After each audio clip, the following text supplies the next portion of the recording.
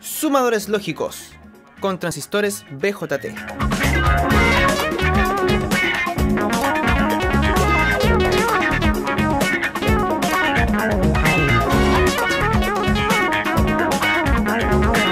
Muy buenas a todos, espero que se encuentren muy bien. Hoy día tenemos video nuevo de lógica con transistores. Hoy día vamos a ver una nueva operación lógica llamada suma lógica. ¿Por qué suma lógica? Se le llama suma debido a que nosotros los electrónicos utilizamos una herramienta que se llama el álgebra booleana, la cual utiliza teoremas muy parecidos a los de la matemática para resolver problemas lógicos. Y es así como se hace la relación entre la disyunción inclusiva en lógica con el operador suma lógica en álgebra de Boole. Son lo mismo, pero visto de distinta manera. Así que, primero que todo, tenemos que entender qué hace este operador, cuál es su resultado dependiendo de las variables que están incluidas en la operación. Así, si vemos su tabla de verdad, si tenemos A, B y el resultado de la operación A suma lógica B, tendríamos que, fíjense, basta con que al menos una de las dos tenga valor 1 para que en la salida tengamos un 1. Así que nuestro objetivo hoy es realizar esa tabla de verdad en un circuito con transistores BJT. ¿Cómo vamos a hacerlo? Debemos hacer una comparación con lo que ya hemos hecho. Anteriormente vimos que para crear nuestro inversor con el transistor, nosotros entrábamos por la base del transistor a través de una resistencia y nuestra salida la obteníamos desde el colector a tierra. Nuestra salida obviamente era un voltaje, pero en este caso resolveremos el problema visto desde otra perspectiva. Resulta ser que, como ustedes saben, nuestro elemento activo, el transistor, es un elemento que conmuta entre dos estados, ya que la unión colector-emisor puede abrirse o cerrarse. O sea, está completamente abierta cuando el voltaje colector-emisor sea la alimentación y completamente cerrada cuando sea cero. Pero ¿qué ocurre con la corriente? Cuando tenemos que el voltaje colector-emisor está completamente a la alimentación, o sea, en estado abierto, resulta ser que la corriente es cero. Esto corresponde al estado de corte, ya que no existe una diferencia potencial que genere una corriente. Esto visto de forma ideal. Y cuando nosotros tenemos el estado de saturación, cuando la unión colector-emisor está cerrada, tenemos máxima corriente, porque es como un switch cerrado. Por lo tanto, ahí la corriente máxima sería VCC sobre RC. Y si tuviéramos una resistencia de emisor solamente, sería VCC sobre RE. Así que básicamente lo que vamos a hacer a continuación será poner nuestra carga, que va a ser la que reciba la corriente para generar un voltaje, en el emisor de nuestro transistor. Pero no usaremos solamente uno, vamos a usar dos como mínimo. ¿Cómo dispondríamos entonces el circuito? Tenemos un transistor acá, otro transistor acá. Por lo tanto, ¿qué es lo que va a ocurrir? Analicemos. Tenemos dos variables de entrada, las cuales controlamos nosotros. Fíjense que si yo pongo a este transistor en 1, va a fluir una corriente a través de este transistor y va a pasar a la resistencia que tenemos de carga, la resistencia de emisor. Por ende, por ley de Ohm y también por un poco de lógica, tendríamos la alimentación en nuestra carga. Por lo tanto, es válido para que este transistor esté abierto y esté cerrado o viceversa. Y fíjense que si nosotros tenemos los dos transistores cerrados, cada uno permitiría el paso de corriente y nuevamente tendríamos la alimentación en la carga. Pero para cuando tengamos los dos transistores en cero, o sea, completamente abiertos, no se permitirá paso de corriente a través de la carga, por lo tanto el voltaje será cero. Y me acabo de dar cuenta que me estaba viendo muy pequeño. Así vimos que la tabla de verdad se cumple, así que solamente nos queda armarlo para probarlo. Nuevamente, como en este canal nos encantan las luces, vamos a poner de carga una resistencia de 330 ohm y un LED de cualquier color. Vamos a estar trabajando con niveles de voltaje de 5 volts, pero esto puede ser hecho con cualquier alimentación, ya que estamos con transistores, siempre que no sobrepasemos los valores absolutos máximos que tenemos que ver en la hoja de fabricante. Bien, atención gente, primero que todo, esto es válido para ambos transistores, ya que uno no carga al otro, por lo tanto podemos diseñar el circuito para uno y aplicar el mismo para el otro. Así que solo dibujaremos un transistor aquí, Como vieron, las conexiones eran desde el colector a VSC tenemos nuestra resistencia limitadora, 5 volts, 330 ohm, y en el emisor tenemos el LED. Esto va a facilitar un montón los cálculos. Aquí tenemos la resistencia limitadora y la variable de entrada que controlaremos nosotros. Entonces, como ya saben, cuando nosotros logremos una determinada IV, esto va a cerrarse por completo, la unión colector-emisor. Y la corriente máxima de este circuito sería, tomando en consideración que aquí hay una caída de voltaje de aproximadamente 2 volts, tendríamos en saturación, cuando esto está unido, ¿cuál es la diferencia potencial en la resistencia? 5 volts y aquí abajo 2 volts. Por lo tanto, tendríamos 3 volts en la resistencia de 330 ohm. Y eso nos daría 9.1 mA aproximando. Esta es la corriente en saturación.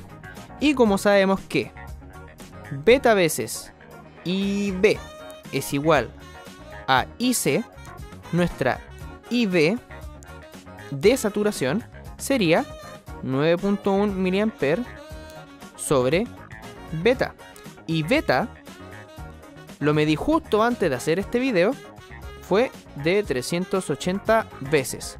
Por lo tanto, IB sería 9.1 mA sobre 380. Lo que entrega un valor para IB de aproximadamente 24 microamperes. Excelente, entonces esta corriente de aquí sería de 24 microamperes. Pero recordemos que esa es la corriente donde justo ocurre la saturación, así que es muy probable que no logremos la saturación bien. Por lo tanto, vamos a calcular esta resistencia de base con esa determinada corriente de base. Pero luego vamos a dividir a la mitad el valor que nos dé en RB para asegurar la saturación, ya que si nosotros aumentamos la corriente de base, claro, matemáticamente IC sería beta veces IB, pero en la realidad nunca va a superar este valor. Pero ¿cómo calculamos RB? Muy fácil, ley de Ohm. La resistencia de base va a ser el voltaje presentado en sus terminales sobre la corriente que la atraviesa. ¿Cuál es su voltaje? Para que suceda la saturación, A tiene que estar en los más 5 volts, ya que esto puede variar entre más 5 y 0. La idea es que usemos el mismo voltaje de la alimentación para generar los estados. Y si vemos, cuando esto se cierre, aquí tendríamos los 2 volts que ocurren en saturación, así que esos 2 volts se suman a los 0,7 de la unión base emisor y tendríamos que el voltaje de base sería 0.7 más 2 volts, o sea 2.7 volts. Y el voltaje en este nodo, que sería el nodo IN de entrada, sería 5 volts. Por lo tanto, la diferencia de potencial en la resistencia sería el voltaje de entrada menos el voltaje de la base, o sea 5 menos 2.7 volts. Y eso nos dará 2.3 volts. Ahora, en esta resistencia deben caer 2.3 volts, pero a esa determinada corriente. Por lo tanto, si nosotros dividimos por la corriente, obtendremos el valor justo de la resistencia RB para la saturación. Y nos da 95.8 kilo ohm. Pero, repito, vamos a dividir esto por la mitad para así asegurar la saturación de nuestro transistor. Si dividimos a la mitad, sería 47.9 kilo ohm. Y fíjense que es muy cercano a 47 y mientras más bajo lo hagamos, mejor. Por lo tanto, vamos a dejar una R de 47 kilo ohm para ambos transistores. Finalmente, este sería el circuito que vamos a armar. Muy bien, tenemos nuestros transistores ya. Entonces, lo más inmediato por hacer, primero, es identificar las patas. Las patas están así: emisor, base, colector. Entonces, si vemos el circuito, primero que todo, debemos de unir los emisores. Entonces, unimos los emisores. Luego de tener los emisores unidos, vamos a conectar las resistencias limitadoras para cada uno. 330 ohm desde VCC al colector de un transistor y de igual manera desde VCC al colector del otro transistor.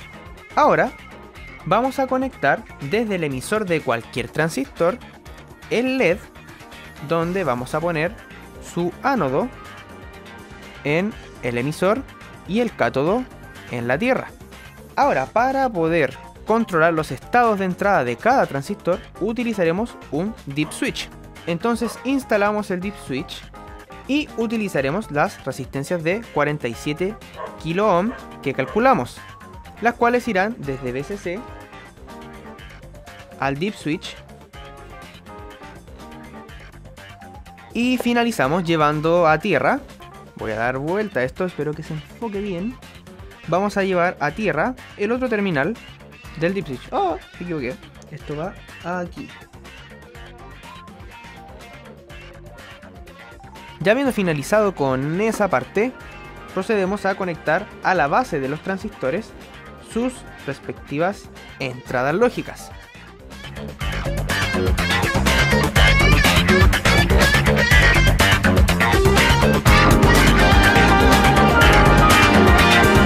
Muy bien, entonces ya armamos el circuito, vamos a ver cómo funciona. Tenemos la fuente de 5 volts conectada a la protoboard aquí. Y bueno, ya hice el puente de esta línea de tierra a esa línea de tierra para llegar al dip switch. Veamos qué tal funciona. Aquí tenemos todo listo y nuestros bits de control son este y este. Entonces, esto sería A y B. Y aquí tendríamos A más B. Así que 0 más 0, 0. 0 más 1, 1. 1 más 0, 1. Y 1 más 1, 1. Aquí tenemos nuestro sumador lógico. Muy bien, excelente chiquillos. Acabamos de diseñar nuestro sumador lógico. Nos va quedando menos, cada vez menos en nuestra aventura en esta introducción a la lógica digital con transistores BJT. Si te gustó el video, dale like, no olvides suscribirte. En serio, por favor, comenten mucho, recomiéndenme, necesito que me enseñen. Próximamente con puertas AND. No se olviden de ver los videos anteriores. Y sé que tengo un poco botado lo de electrónica análoga, corriente alterna, pero ya volveremos a eso. Los cálculos son un poco más largos. Nos vemos y hasta la próxima.